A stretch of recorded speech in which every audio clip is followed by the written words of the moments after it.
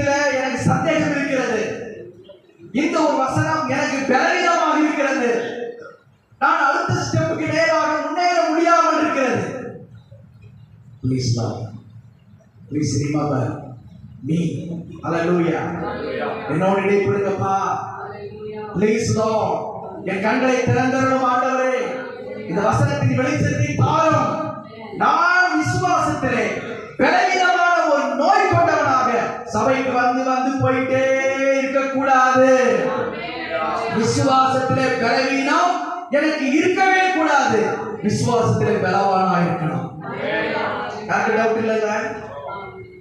No no அப்படின்றவங்க கரங்களை உயர்த்துங்க. ஹalleluya. இயேசு கிறிஸ்துவை குறித்து எந்த ஒரு பலவீனம் அவிசுவாசம் உங்களுக்கு இருந்தா நீங்க வேதத்தை வாசிங்க.